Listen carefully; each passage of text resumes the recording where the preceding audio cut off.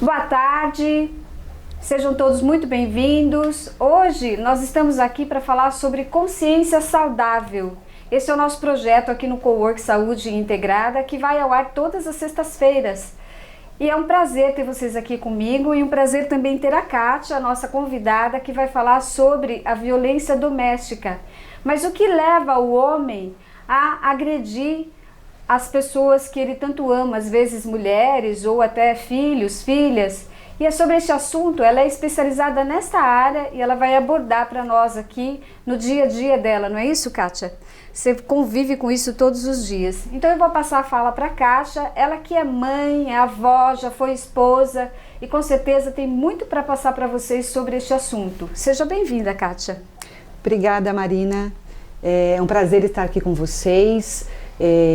Esse assunto da violência doméstica é um assunto muito atual, muito triste, né? E tem várias questões que levam a essa situação. Então, a gente falar um pouquinho sobre a questão dos homens, né? A gente tem que falar, Marina, sobre a questão de uma construção social, né? Como é que o homem vem aprendendo ao longo da história a ser homem. Isso, é um caminho, né, que leva até esse momento da agressão, né? E quando a gente se refere à agressão, nem sempre é só agressão física, né? Não, nós temos assim vários tipos de agressão. Ali pelo Instituto Maria da Penha, a gente consegue colocar 5 tipos de agressão, que são as agressões físicas, né? Agressão física, que a gente conhece, que é toda aquela questão de uma agressão no físico da pessoa. Que essa, inclusive, é mais fácil de identificar, né? Acho que é mais séria são as demais, não é isso? A agressão física, ela é muito grave porque ela pode levar, inclusive, ao feminicídio, né? Dependendo de como é feita essa agressão, né? Desferido, golpes, enfim, tipo de objeto que é utilizado para essa agressão, pode levar para o feminicídio. Mas existem outras agressões que são tão graves, ou às vezes mais graves, né? Que vão acometendo aí essa família, essa mulher, enfim, que levam a uma destruição do emocional, do psicológico, a pessoa passa a deixar de ser ela mesma. Então são as agressões psicológicas, né, que ela agride toda essa parte, são xingamentos, são chantagens, são proibições, né? A pessoa fala mal da roupa, fala mal de amigos, vai isolando a mulher. Então são várias questões que vão acontecendo dentro da agressão psicológica que vai destituindo a mulher dela mesma, vai fazendo ela perder a autoestima, despersonalizar, vamos colocar essa palavra, né? Ela vai perdendo a própria personalidade, a própria identidade. Kátia, conta para nós um pouquinho sobre essa formação do homem, né? O que leva? Porque eu presumo, porque nós duas somos psicólogas, né? A Kátia está há mais de 17 anos trabalhando nessa área e eu há mais de 30, então a gente fala quase que a mesma linguagem, não é Verdade. isso? Eu fico pensando na construção, né, que leva um homem a ter esse tipo de atitude a partir do momento que ele estabelece um relacionamento com uma mulher. Você pode falar um pouquinho dessa construção psíquica, né, e emocional? Sim. Para a gente poder falar sobre isso, eu costumo trazer uma herança da humanidade, né? Nós entendemos, e nós mesmos como mães, muitas vezes, nós ajudamos nesse desenvolvimento de um comportamento, de um pensamento, de até uma atitude mais machista, né, mais patriarcal, isso. Que é quando a gente fala ali, olha, isso aqui é coisa de menina, isso aqui é coisa de menino, né? O menino então vai sair jogar futebol, o menino pode sair na rua, voltar mais tarde, a menina tem que cuidar da casa, tem que cuidar de outros afazeres, ela é proibida de fazer certas coisas, enfim. Então isso é uma questão histórica. E tem aquela questão do homem não chora, o homem tem que ser forte, o homem tem que ser o provedor, né? O homem é que tem que controlar todo esse ambiente da casa, ele não pode se sentir frágil. Se ele se assemelha a alguma fragilidade que é instituída à mulher, ele acaba sendo ridicularizado entre os amigos. Sim, né? É fato. Então nessa convivência social, por exemplo, nos espaços sociais comuns aos homens, como bares, futebol, outras questões que os homens se reúnem, né, entre eles, é muito comum trazer esse assunto de ridicularização, né, de desrespeito da mulher. Então, se de repente numa reunião social entre homens, um dos homens diz: eu preciso ir embora porque minha mulher não gosta que eu chegue muito tarde, geralmente os outros amigos, eles entram com aquela questão bem machista, né, bem patriarcal, dizendo: não é a mulher que manda, se é minha mulher eu dou um safanão, ela tem que se organizar assim, porque quem manda em casa sou eu, né, eu que sou homem. Então, assim, isso é uma cultura, né, é uma história de um desenvolvimento de uma vida inteira. Sim, e é incrível, né, porque eu tive um tempo atrás um casamento e a pessoa estava casando, até estava comentando isso com a Kátia nos bastidores, né. O moço estava casando e ele estava conversando com os amigos, falando exatamente isso. Nossa, agora eu me enforquei de vez, né? Não tenho mais liberdade. E que incrível, porque ele estava lá, né? Por livre e espontânea vontade e, ao mesmo tempo, usando esse tipo de discurso perto da noiva, porque a noiva estava do lado dele. E isso fica uma coisa tão comum que provavelmente a noiva nem estava prestando atenção, porque eu fiquei aqui dentro corroendo, falei: como assim, né? O moço está casando e fala uma coisa dessa, no meu ponto de vista é um desrespeito, né? Mas ficou cultural, como você está dizendo. Ficou muito cultural, né? E eu penso que é interessante, Marina, a gente falar sobre essa construção das relações amorosas, né? Como que elas acontecem, como que a mulher faz uma escolha, como o homem faz uma escolha para as relações amorosas. É isso que eu ia te perguntar. O que leva uma mulher a escolher, o que leva essa noiva a escolher esse cara, né? Se eu estivesse naquela situação, eu não escolheria, mas ela estava lá e provavelmente nem tinha percepção, né? Você entende que é uma construção também social? Sim, é uma questão que vem acontecendo. Eu costumo dizer que as nossas escolhas amorosas, elas começam a acontecer quando a gente nasce, né?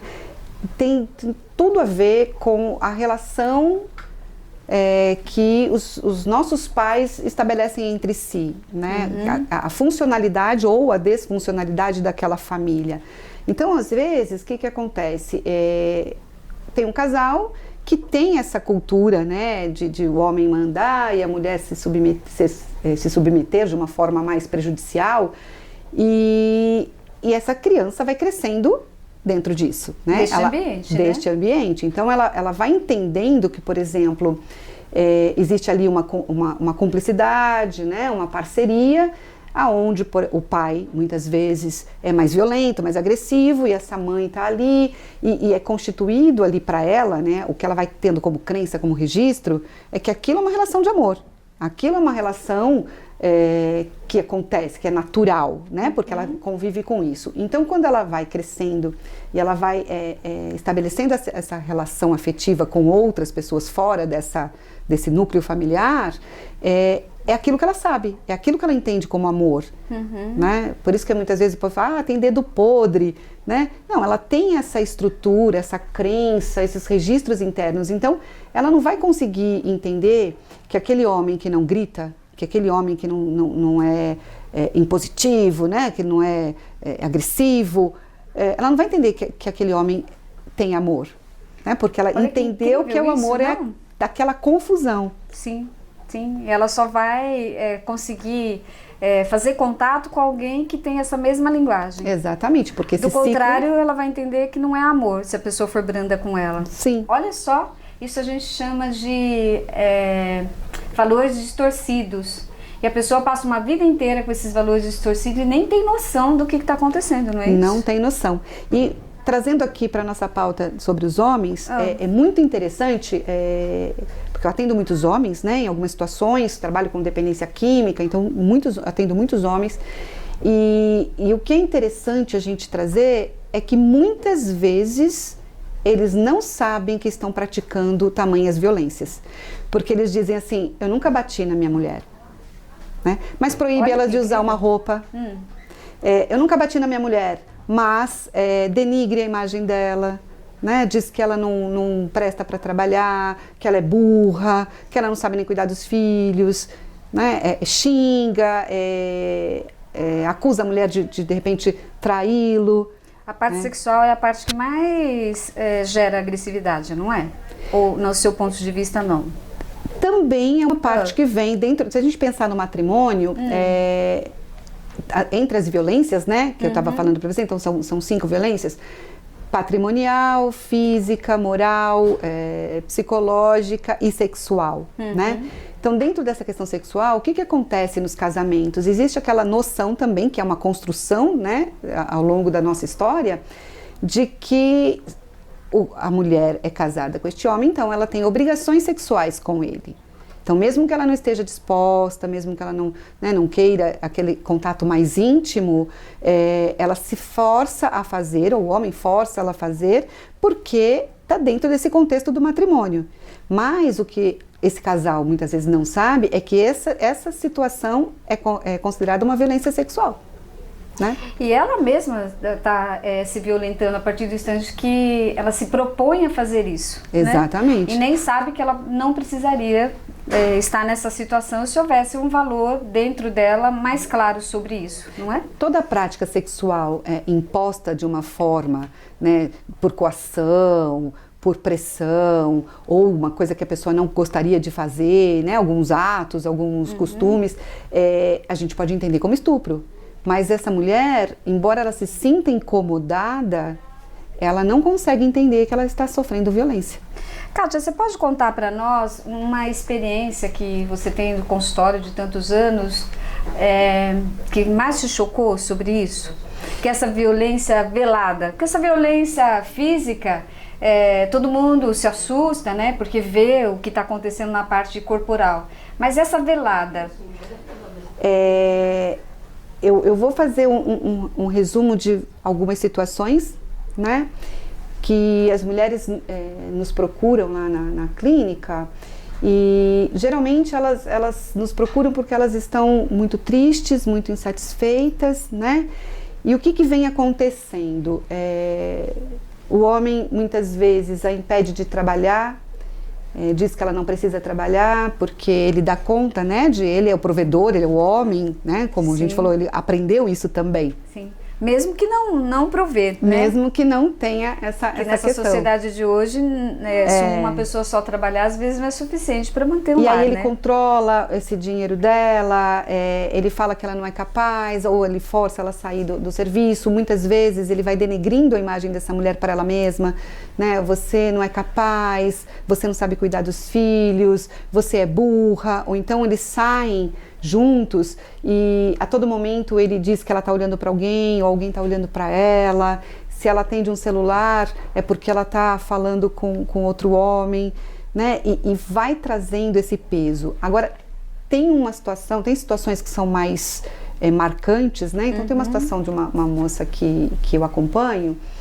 O que acontece? Ela foi casada durante 5 anos e o casamento não deu certo, ela pediu para separar por conta dos comportamentos, né, de uma personalidade ali do esposo que ela não conseguia mais conviver.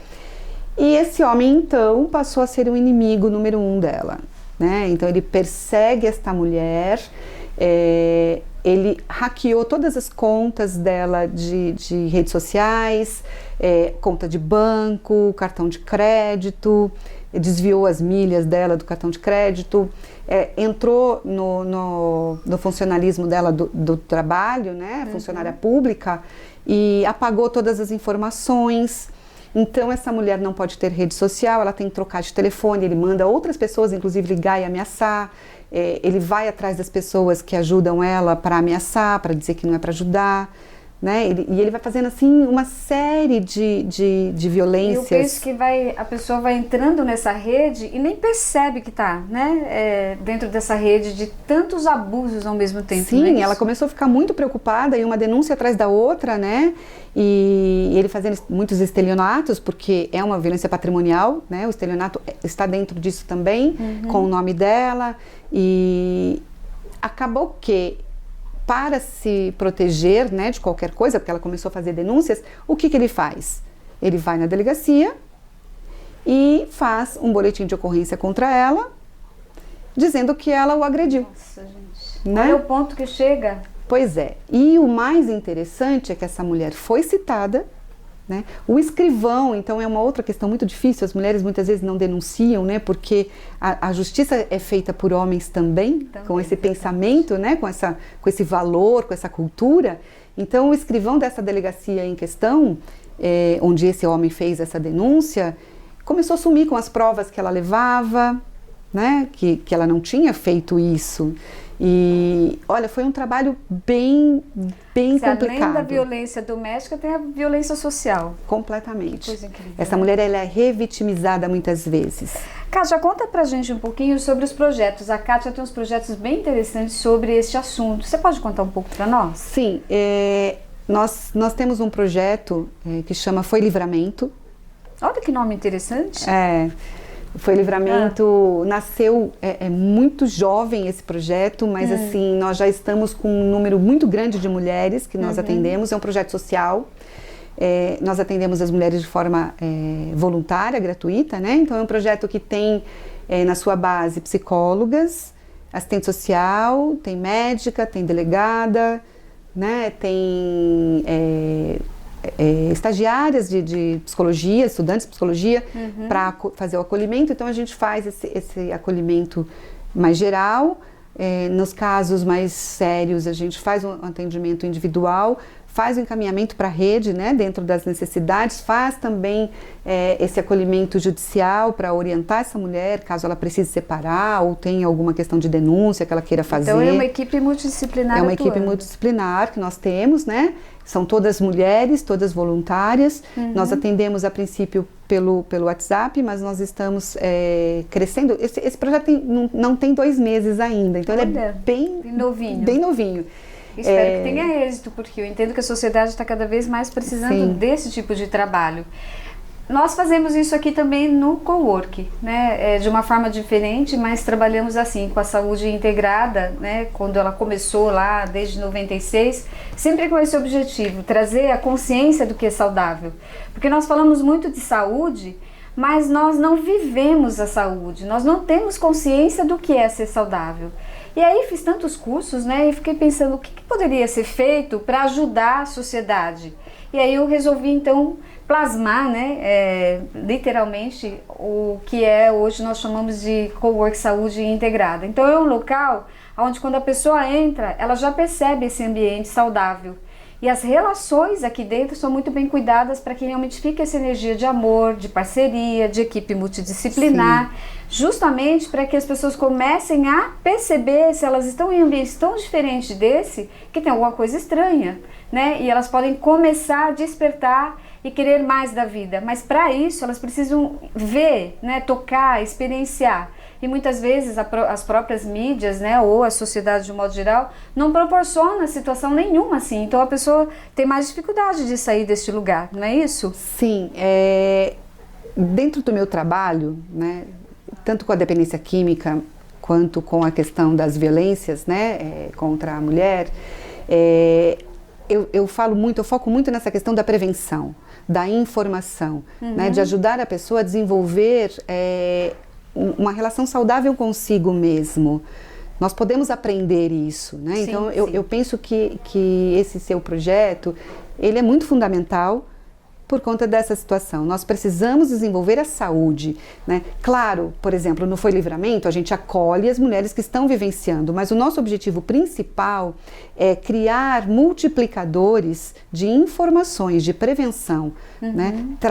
Desenvolver a saúde mental, porque quando se tem saúde mental, a mulher não se coloca em situações muito arriscadas. Se ela entra em um relacionamento mais abusivo, ela também consegue entender um pouco melhor, né? Não que não vá sofrer violências, mas assim, a gente consegue trabalhar isso melhor. O homem também consegue perceber quão prejudicial é todo aquele comportamento dele. Até porque, né? Se a mulher estiver saudável, ela pode ajudar o homem a sair disso e vice-versa. Se um homem estiver saudável e estruturado, ele pode ajudar a mulher a sair desse looping, né? Porque é um looping, fica repetindo sempre as mesmas histórias. As pessoas, né? Elas se unem, né, Marina, nós sabemos bem disso, elas se unem naquilo que elas têm em comum, né? Sim. Então, se as pessoas têm uma saúde mental mais trabalhada, mais saudável, vão se unir na saúde, né? Não vão se unir no problema.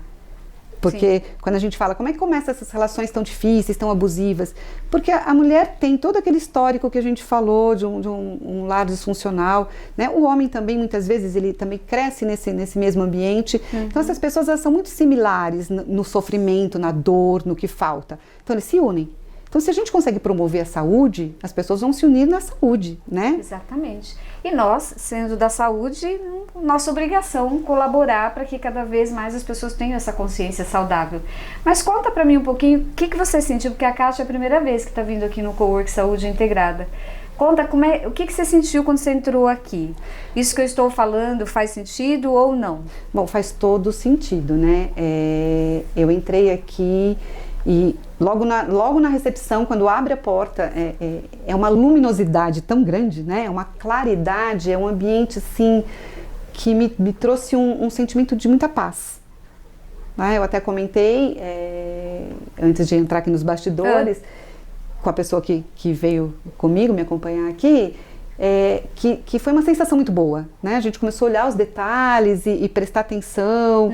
É muito legal aqui, se vocês venham conhecer, bem bacana, essa água caindo. Aqui não está dando para ver. Né?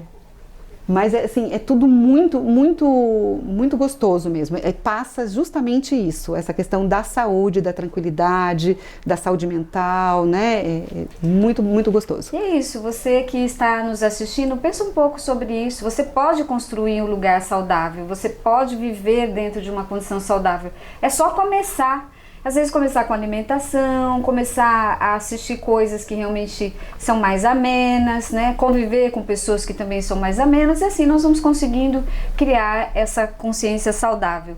Agora eu vou pedir para a Kátia, nós já estamos finalizando, né? Esse momento passou tão rápido, né? Bastante. Que você deixe uma mensagem para as pessoas que estão nos vendo, principalmente para os homens, já que hoje nós estamos abordando esse desenvolvimento do homem, né? Se você puder nos dar a sua palavra? Sim, eu gostaria de deixar aqui, né? A gente já falou bastante sobre saúde, sobre, isso, né? Nós falamos aqui, por exemplo, que essa questão do machismo, da violência contra a mulher, né? De todo esse comportamento que não que é totalmente disfuncional dos homens mediante as mulheres, a gente entendeu que isso é uma construção, né? Os homens aprendem dentro dos seus lares disfuncionais, dentro de toda essa cultura, né, que traz essa diferenciação muito marcada de que homem é assim, mulher é assim. Então, isso é um aprendizado. Então, se eu aprendi isso, eu posso aprender outra coisa. Né? Eu posso aprender, existem programas, tem um que chama E Agora José, que é um programa socioeducativo que trabalha com homens. Gostei desse nome. Que trabalha com homens que praticaram violência, né? E assim, dentro desse programa nós pudemos entender que 60% dos homens não reincidiram na violência. Eles entenderam, eles perceberam que eles mesmos, né, tinham sofrido com pais, né, com os pais agressivos e que de repente eles se tornaram aqueles homens que eles temiam, né? Então é um aprendizado. Se coloquem, busquem ajuda, busquem tratamento, busquem a psicoterapia, porque só vai ser melhor. Porque assim, um homem violento, ele atrapalha a família, ele atrapalha a criança, ele atrapalha a sociedade de um modo geral, né? E ninguém quer ser responsável por tanta situação ruim. Sim. Tá? Sem contar que é muito mais gostoso viver nessa paz, nessa harmonia, emanando amor. Nós podemos escolher o que nós queremos emanar, né? Então, se você está nos vendo, pense um pouco sobre isso. Se alguém quiser saber um pouco mais sobre esse assunto que nós estamos falando aqui, quiser se aprofundar, onde é que encontram você? Bom, pode me procurar pelo telefone que está marcadinho aqui, pelo Instagram, a página do Instagram, que é Clínica Círculos, e também no Facebook, Clínica Círculos. Temos também o nosso canal do YouTube, onde a gente fala bastante sobre a questão da dependência química e também alguns vídeos sobre a questão da violência, né, em mulheres em situações de violência. Então estamos finalizando o nosso programa de hoje, essa nossa entrevista. Eu espero que realmente possa ter contribuído com o seu dia a dia. Agradeço muito a Kátia por estar aqui. Eu sei que ela saiu do consultório correndo para vir aqui passar essa mensagem para todas nós. e que você seja sempre bem-vinda em outros momentos, né, com outros assuntos, que assim possamos contribuir com vocês para que realmente comece a despertar a consciência. Então aguardo vocês no próximo vídeo, né, no próximo programa, que é na próxima sexta-feira, tantos próximos, né, mas é isso aí. E um beijo grande no seu coração e na sua alma, e te encontro lá.